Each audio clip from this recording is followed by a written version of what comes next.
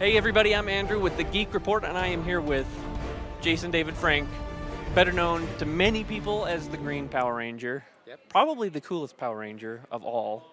No doubt. It was a little bit after my time, but my little brother, who's about 10 years younger than me, absolutely loved Power Rangers growing up. So, Thank you. um, tell me, how did you get even started into that?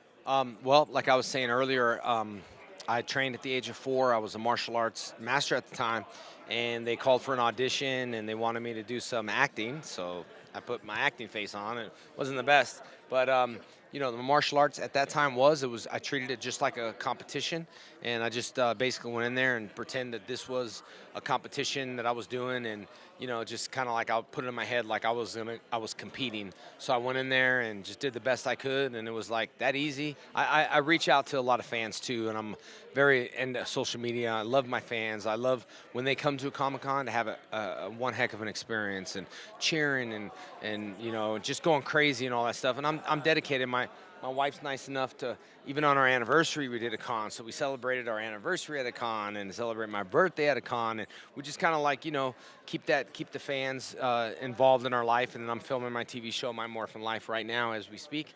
So it's just, it's been a good thing for us. So, yeah, you keep doing Power Rangers and Power Ranger related stuff. What is it about it that keeps you coming back to the franchise? Well, obviously being with the franchise, they help us out. They support, My Morphin Life, which is great. So you can go to PowerRangers.com to see that.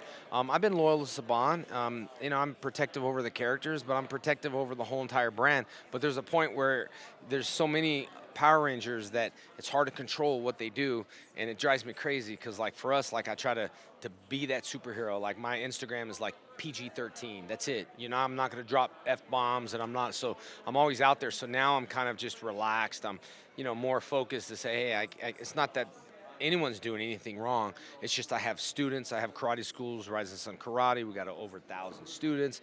And then I met Aaron, White Ranger versus Scorpion. And then I fell in love with that fight scene. Then he approached me to do the reality show, which we're doing now.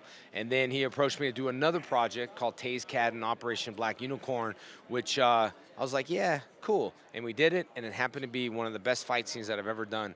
Punching people in the face, fire swords, I mean, you name it, it's going to be, and it's a superhero.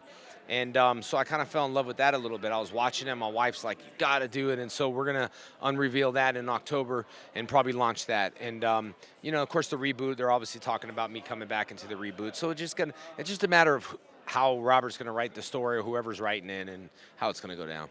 Any chance of you appearing in the movie, maybe? Yeah, that's what they were talking about. That's what they want to save. We originally talked about Green Ranger series and movies and all that stuff, but I was told if we did anything like that, like it will suppress the appetite of the fans, and Lionsgate wants to hold that, but can't stop us because we just revealed the Green Ranger versus Ryu, and that's going down, and it's probably going to get like 10 million to 20 million hits, and I'm in it, and I'm doing the fight scenes, and my face is in it. So, and this is the interesting thing: the first time in so many years, even on the Power Rangers, the Mega Force, I did not say it's Morphin time, nor did I say Dragon Zord. We just took our helmets on and put our helmets off. It was like fans want to hear that. It's Morphin time, Dragon Zord, but you can hear it on the Green Ranger versus Ryu, Power Ranger Beatdown.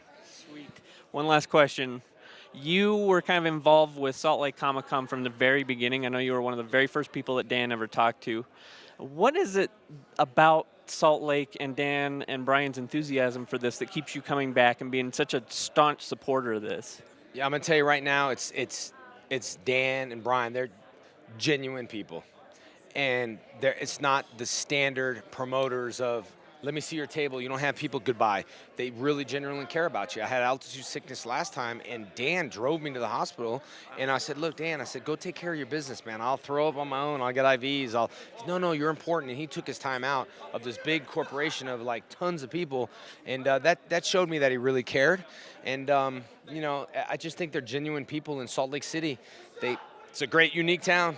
Everyone loves it, and you guys support it, and it brings money into Salt Lake City. That's what I think it does. It brings jobs, and it brings, not that you all need it, but from what I heard on the news, and I was thinking about that, and I was saying, yeah, it does bring excitement to Salt Lake City, volunteers and workers and vendors, and keep it in Salt Lake City. It's the only one here, and no one's gonna touch Salt Lake City ever, because Dan is, even with San Diego Comic-Con, Dan's just a threat to every promoter because he is on fire and he's genuine, and he will rise to the top. He's already on top. I mean, but he will keep striving to be the best he can. Fantastic. Well, thank you, Mr. Jason David Frank. And where can people find out more about you? You can go to Instagram, JDFFFN, which is Instagram and Twitter, or my Facebook at Jason David Frank official fan page. Fantastic. Thanks again.